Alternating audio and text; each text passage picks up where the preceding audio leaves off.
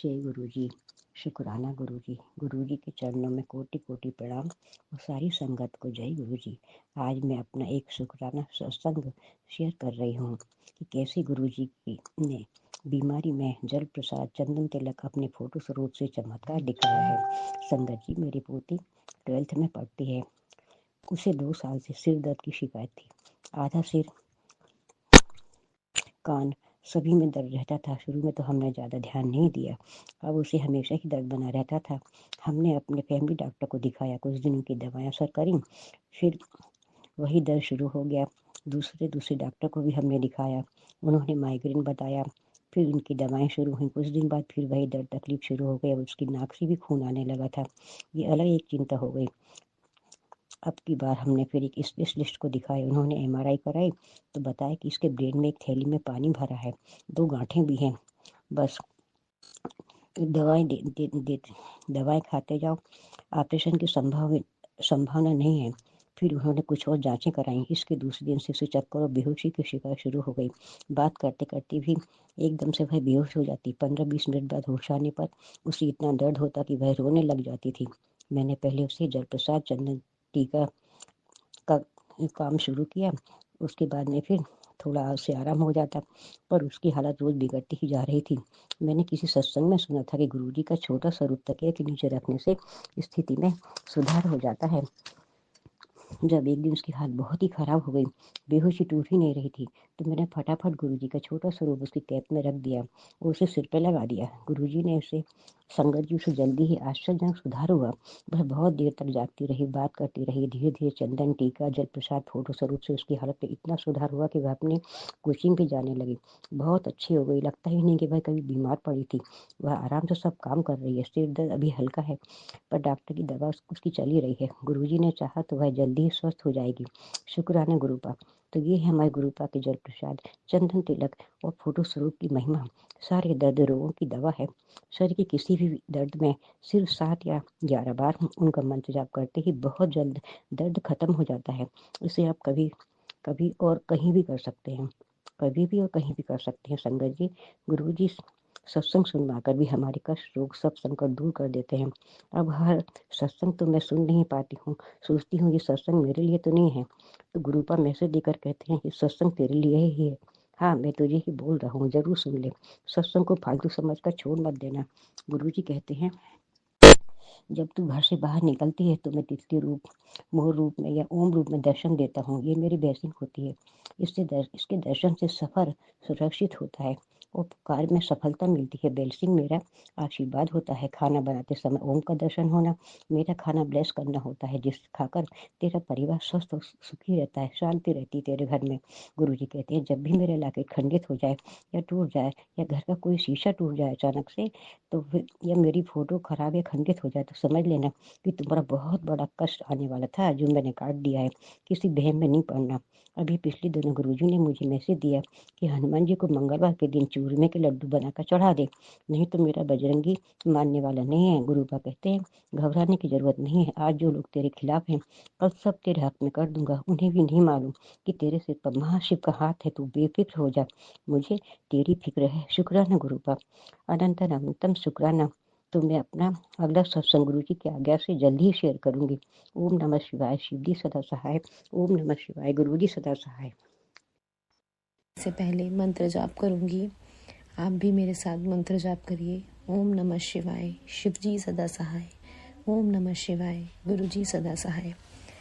तो संगत जी, वैसे तो हमारी लाइफ में, डेली लाइफ में इतने सारे सत्संग होते हैं जो हमें शायद पता भी नहीं होता कि कब हमारे साथ क्या सत्संग हो रहे हैं। तो कुछ सत्संग हैं, काफ़ी पुराने सत्संग हैं, जो मैं काफ़ी टाइम से सोच रही थी करना है, लेकिन मैं नहीं कर पा रही थी। तो आज मैं वही सत्संग शेयर करना चाहती हूँ।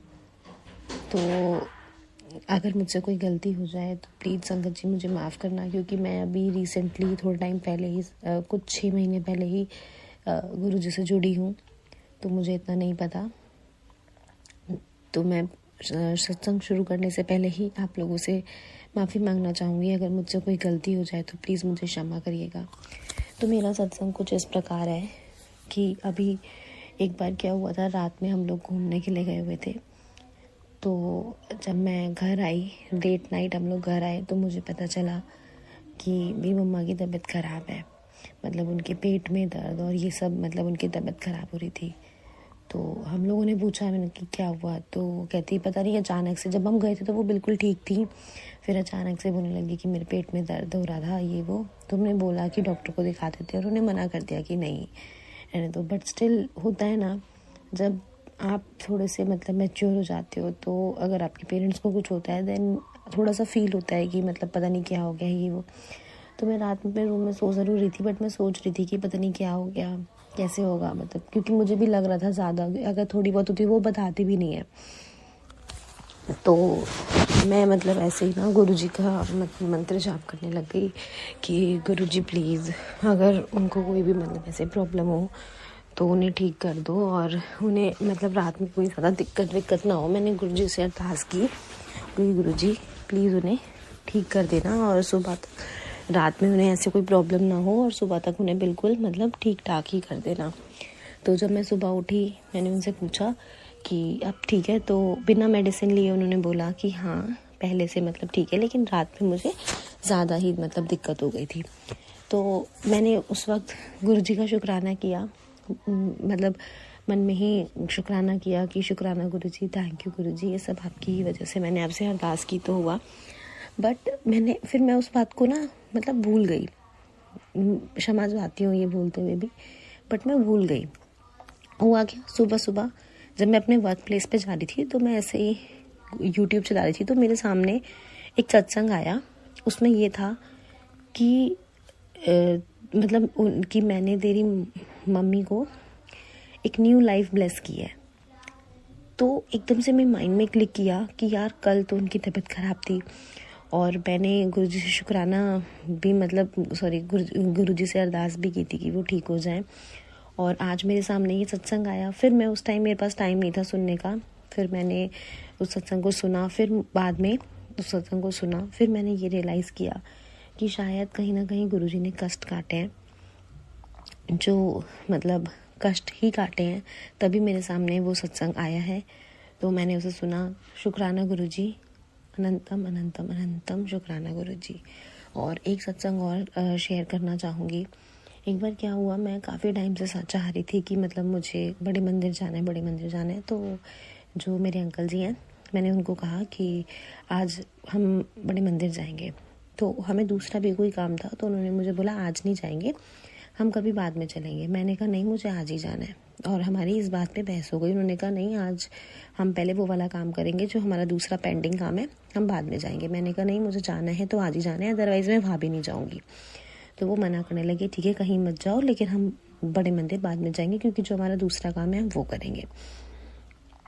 तो हुआ ये कि फिर हम मतलब मुझे ये लगा कि अब हम नहीं जाएंगे, क्योंकि वो बात वहीं क्लोज हो गई थी।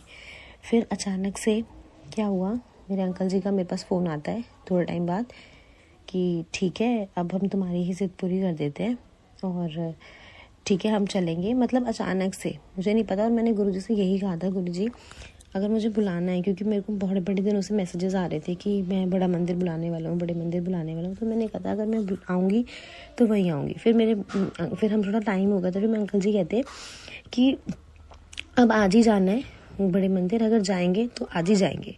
मतलब आप सोच सकते हैं संगत जी, उनका बिल्कुल ही जो वे ऑफ टॉकिंग था वो बिल्कुल बदल गया। और उन्होंने बोला कि पहले तो वो बोल रहे थे आज नहीं जाएंगे, आज हम दूसरा काम करेंगे, हम बाद में जाएंगे। मैंने उन्हें बहुत कन्विंस करने की कोशिश की, वो नहीं माने। लेकिन जब मैंने गुरुजी से अरदास की कि अब मतलब अरदास तो नहीं, बट हाँ मैंने ऐसे बोला गुस्से में, जैसे कह देते ना कि अब आना है तो आज ही आना है, वरना नहीं आना, वरना फिर मैं वहाँ पे भी नहीं जाना मुझे, ऐसे मैंने बोला।